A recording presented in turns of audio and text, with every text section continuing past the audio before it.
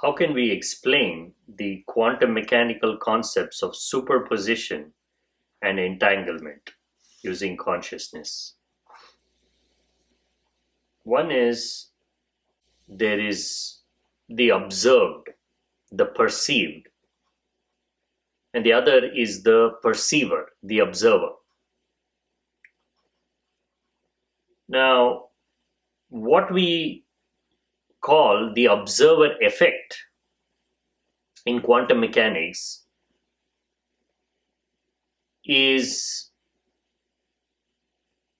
direct evidence to the presence of an objective consciousness which is independent of the human body, the brain. How can there be an observer effect without the observer? We can talk about cause and effect in many different ways, but there is no way for an observer effect to be initiated, to be executed by something that doesn't have the capacity to observe. Because observation is something very fundamental to life. It is a fundamental property of aliveness. How can a system which is completely cut off from anything alive, anything living, mimic or replicate a fundamental phenomenon of life, which is observation? How can there be an observer effect without the observer? Now, this is a very profound question. It is either observer is an entity that is independent and complete by itself, that it can be alive without any physicality, without any body, without any processes. Which means the very definition of aliveness has to be revisited. We have to re-examine and understand the meaning of the word life, aliveness. Or there is some way in which a biological organism is passing through all the filters, all the boundaries, and influencing the experiment. Now, this second option is highly unlikely because we have clearly established that it is measurement alone. You don't need a person. You don't need a conscious human being to be there. A single photon of light can collapse the wave function. It's already established. Just measuring something collapses the wave function. This is what has baffled the scientific community.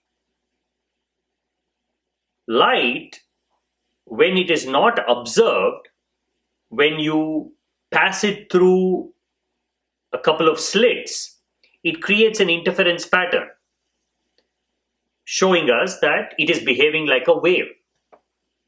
Now, the moment you put a detector on one of the slits to measure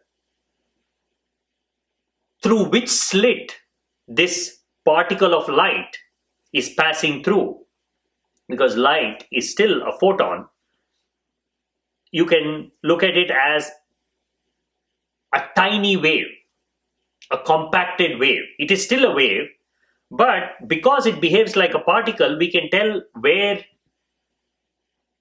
it's entering through. Now, the moment you measure it, the interference pattern goes away.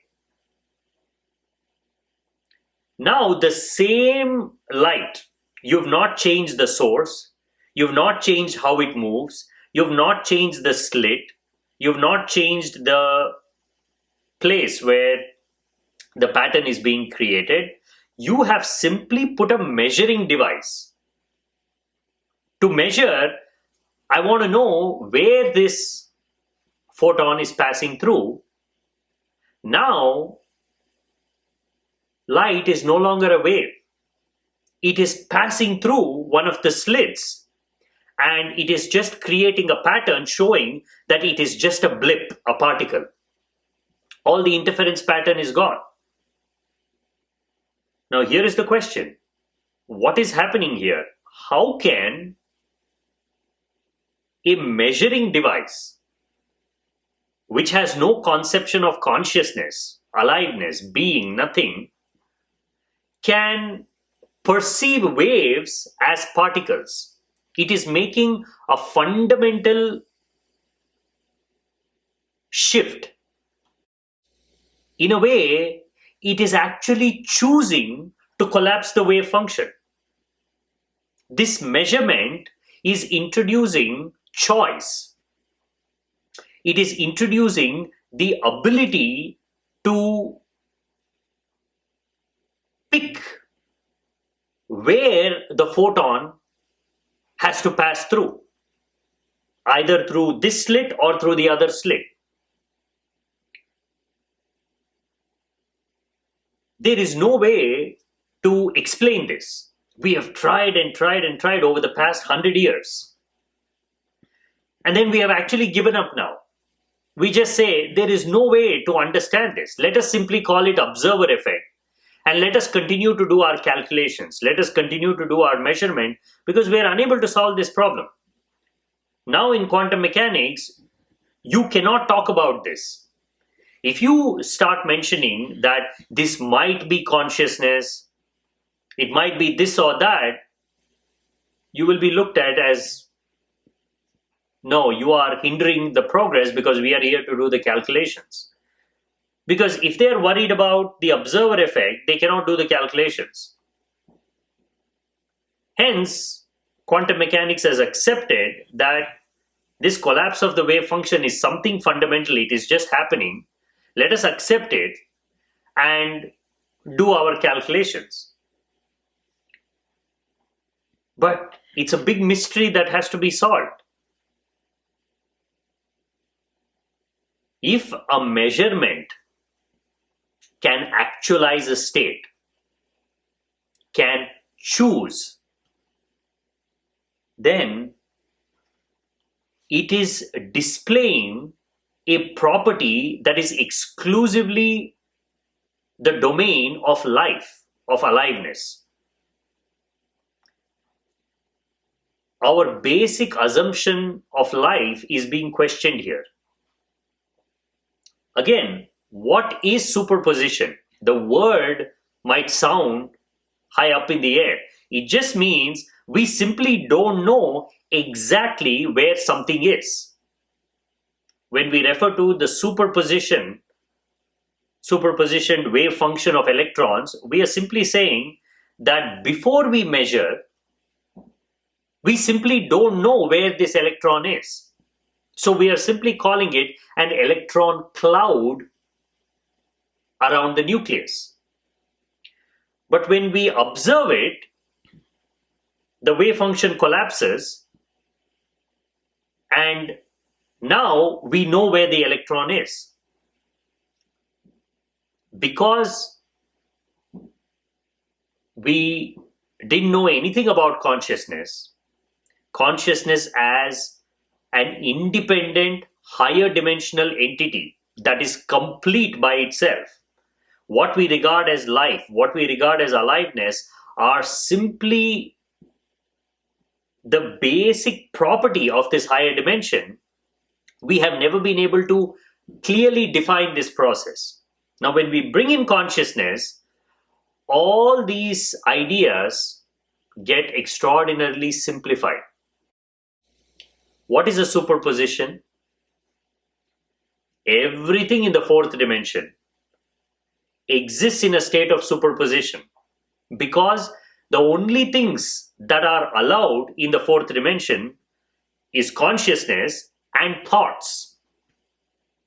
Now, thoughts have to be in the fourth dimension. Now, in the fourth dimension, there is no form, there is no shape, there is no image. Hence, there is no definite place and time. It is only when consciousness chooses to watch a particular thought. In that moment, that thought freezes because consciousness is watching it. It's only one momentary process.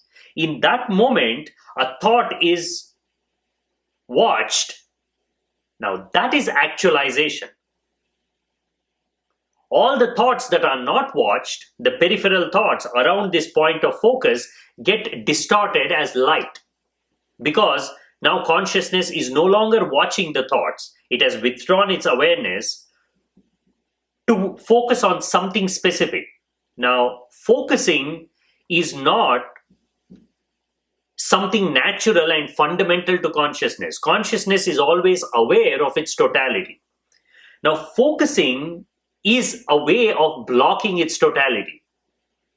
When consciousness focuses on something, an excited state, automatically its awareness is withdrawn. Now, what happens to all the thoughts that are there?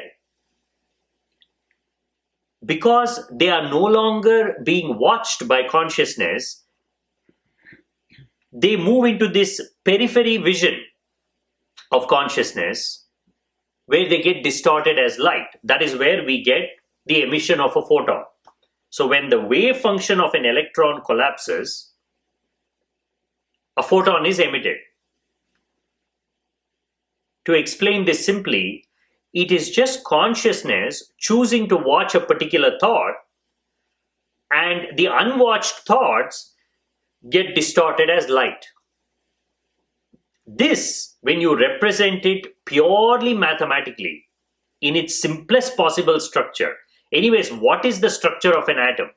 It is the most basic structure of a higher dimensional conscious center around which are swirling clouds of thoughts. An electron cloud is a thought cloud. When we make a measurement, that measurement is triggering the observer effect. Because in our three-dimensional world, everything is an altered state of consciousness. If consciousness is the fundamental nature of reality, then there is no matter, there is no energy, there is no other entity different from consciousness. Everything is consciousness in an altered state. So matter is simply an actualized thought. In that particular moment, for the conscious observer, something is mattering. That is what matter is. That's it. It's an actualized thought. Now, what is a thought? A thought is an altered or an excited state of consciousness. That is why even a single photon of light can collapse the wave function, because everything has its higher dimensional conscious center. Of course, we can't see this conscious center because it's higher dimensional, but nothing can exist without its corresponding conscious center, because everything is happening within consciousness. Our world is perceptual. It is as watched by the perceiver, and there is only one perceiver, consciousness.